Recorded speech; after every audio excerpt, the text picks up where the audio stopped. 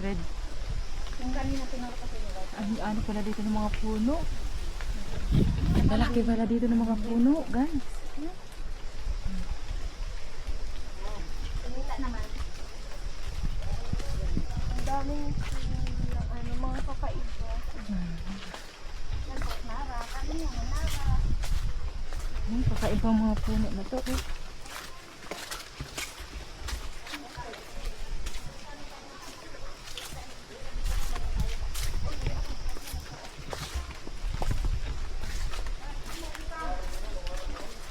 Yan, lapis ng tuloy.